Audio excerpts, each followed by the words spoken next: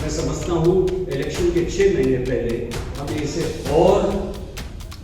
और इस पे जोश और समर्थन देना चाहिए और हर पार्टी पे एक ये तरह का हमें उन्हें धमकी देनी चाहिए कि अगर आप इसको ये नहीं करेंगे तो हमारे युवा जो हैं प्रदेश में ये जरूर कहेंगे कि ये पार्टी बेरोजगारी के प्रति जरा भी सीरियस नहीं।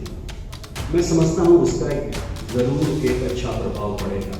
ये सही है कि हमें किसी राजनीतिक पार्टी से नहीं जुड़ना चाहिए, क्योंकि अभी तक तो किसी प्रदेश में ऐसा कुछ हमने नहीं देखा है जिससे कि ऐसा लगे कि रोजगारी के बारे में वो थोड़ा सा सीरियस हुए। जैसा कि प्रशांत जी ने कहा, देश में पैसे की कमी उतनी नहीं,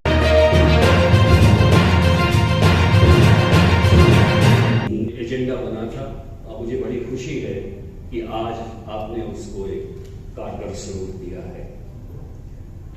हमारे संयुक्त मोर्चा के जो युवा हैं वो हर मामले में तेज हैं और उन्होंने जान के अपने सारे ओजस्वी वक्ताओं को पहले सेशन में बुलवा दिया और सारे हम जैसे बुजुर्गों को लंच के बाद रखा ताकि आप सोते सोते कुछ तो हमारा सुने, कुछ नहीं भी सुने तो कोई फर्क नहीं पड़ता। मैं प्रशांत भूषण जी ने जो कहा उससे आगे बढ़कर कुछ और चीजें आपके ध्यान में लाना चाहता हूं।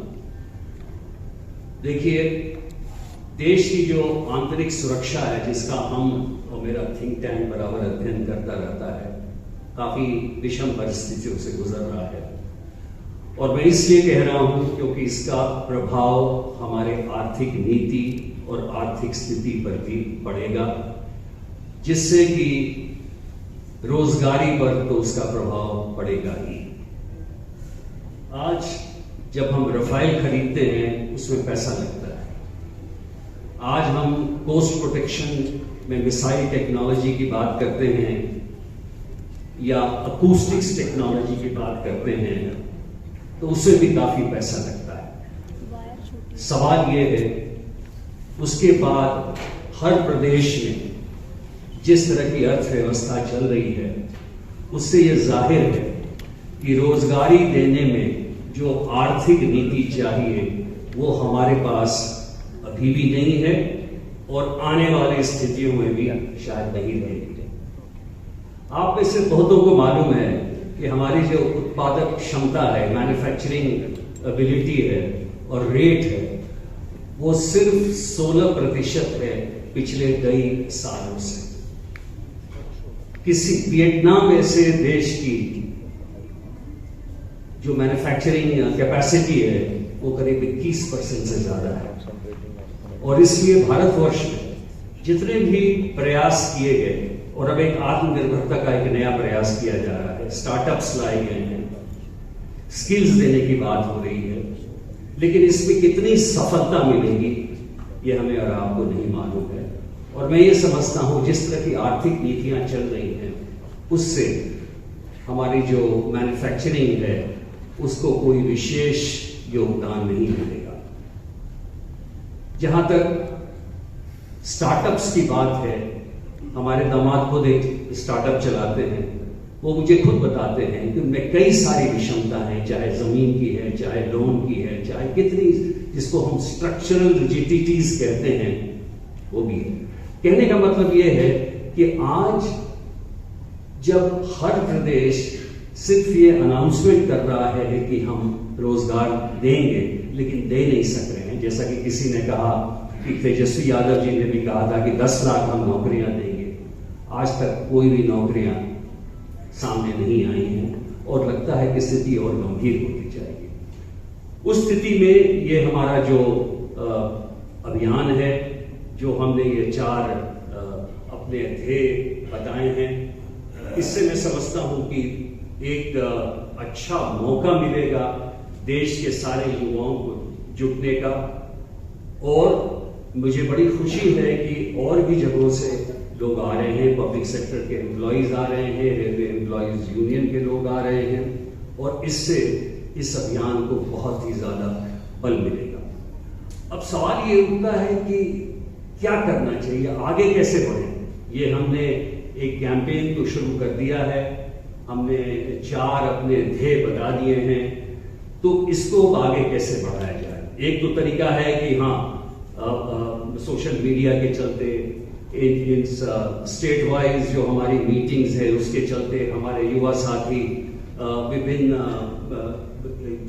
राज्यों में गए भी हैं। अभी जोधपुर में भी हुआ था, उसके पहले गुजरात में हुआ था, पटना हम करके आए थे। तो इससे एक करेंसी मिलेगी इस अभियान को। लेकिन यह भी आवश्यक है कि देखिए, राजनीतिक पार्टियों से तो हम अलग हैं, इसमें कोई शक नहीं, लेकिन राजनीति से अलग होना मुश्किल है। मेरा ये कहना है कि हम राजनीतिक पार्टियों को आगाह करें कि आप अपने चुनाव इलेक्शन मैनिफेस्टो में हर तरह की बातें लिखते हो, ये नहीं लिखते हो कि हमारा ध्येय जब हम सरकार में आएंगे तो इतनी लाख नौकरियां देंगे। ये नहीं आता है कि हम एग्जाम माफिया का उन्मूलन करेंगे, कि हम भर्ती समय पर करेंगे और हम रिक्त पदों को भरेंगे। एक छोटा सा उदाहरण आपको देता हूं, खैर वो बहुत ही शीर्ष स्तर पे है। 11 लाख लोग यूपीएससी का फॉर्म भरते हैं। पिछले साल जो हुआ, 6.5 लाख लोगों ने परीक्षा दी, चुने गए 993 लोग, और इनमें से 5 लाख लोग फिर से लगे दूसरे साल की परीक्षा देने के लिए।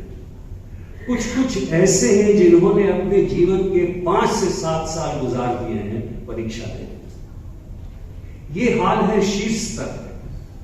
और अब मैं दूसरे स्तरों की अगर बात करूं तो हर प्रदेश में एक ऐसा माफिया लगा है जो कोचिंग इंस्टीट्यूट से जिसका संबंध है, उस डिपार्टमेंट से जिसका कि संबंध है, वे लोग एग्जाम को रेगुलरली लीक कराते हैं। अभी प्रशांत भूषण साहब ने आर्टिफिशियल इंटेलिजेंस की बात कही। प्रशांत जी, आर्टिफिशियल इंटेलिजेंस शुरू हो गया है चीटिंग में, और किस तरह से चीटिंग की गई अगर आप सुनेंगे तो आप बिल्कुल ही अचंभित हो जाएंगे किस तरह से इस बार चीटिंग की गई है। तो प्रदेश में आज राजस्थान में एक एक्ट पास किया गया पेपर माफिया के खिलाफ, और उसके बाद भी एग्जाम पेपर लीक हुआ। ये एक अजीब बात है। 40 साल के अपने सर्विस के अनुभव में मैं नहीं समझता था कि ये सब चीजों से पार करना कोई मुश्किल है। अगर एक किसी पुलिस अधिकारी को इंचार्ज बना दिया जाए एग्जाम का, और अगर वो सही अधिकारी का चुनाव हुआ है या आईएएस और आईपीएस दोनों को मिला दिया जाए, तो मजाल नहीं है कि किसी तरह का लीक हो। इसका मतलब ये है कि उसमें लोग इन्वॉल्व हैं और बड़े बड़े लोग जो हैं उसमें सम्मिलित हैं। इसलिए मैं समझता हूं कि इस अभियान को हम जारी रखें, अपनी जो बातें हैं उसे विभिन्न वर्गों को हम बताएं, सोशल मीडिया के थ्रू, फिजिकल मीटिंग्स के जरिए। और मैं समझता हूं इलेक्शन के 6 महीने पहले हमें इसे और इसमें जोश और समर्थन देना चाहिए, और हर पार्टी पे एक ये तरह का हमें उन्हें धमकी देनी चाहिए कि अगर आप इसको ये नहीं करेंगे तो हमारे युवा जो हैं प्रदेश में ये जरूर कहेंगे कि ये पार्टी बेरोजगारी के प्रति जरा भी सीरियस नहीं है। मैं समझता हूं उसका जरूर एक अच्छा प्रभाव पड़ेगा। ये सही है कि हमें किसी राजनीतिक पार्टी से नहीं जुड़ना चाहिए, क्योंकि अभी तक तो किसी प्रदेश में ऐसा कुछ हमने नहीं देखा है जिससे कि ऐसा लगे कि रोजगारी के बारे में वो थोड़ा सा सीरियस हुए।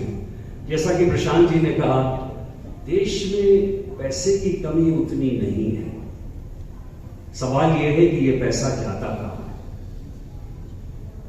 और आप देखेंगे कि पैसा जितने फ्रीबीज में जा रहा है उससे ज्यादा फायदा होगा अगर ये एम्प्लॉयमेंट गारंटी एक्ट को हम ये करें, उससे ज्यादा फायदा होगा अगर मनरेगा का हम रीच ज्यादा बढ़ाएं, उससे ज्यादा फायदा होगा अगर हम अनएम्प्लॉयमेंट डोज दें, क्योंकि वो एक अनएम्प्लॉयमेंट डोज एक व्यक्ति का नहीं होगा बल्कि एक पूरे परिवार का होगा। मैं समझता हूं कि आज के इस कार्यक्रम में, इस अधिवेशन में जितने भी आवाजें निकली हैं वो बहुत ही उसका एक पॉजिटिव इम्पैक्ट जरूर पड़ेगा। अभी और भी सज्जन हैं जो इस पर बोलेंगे, हम उनसे भी सीखेंगे और नई जो तरीके हैं, नए आयाम जो हमें स्थापित करने हैं, उसके बारे में भी हम उनसे सुनेंगे। मैं अपने युवा साथियों को बहुत बहुत धन्यवाद देना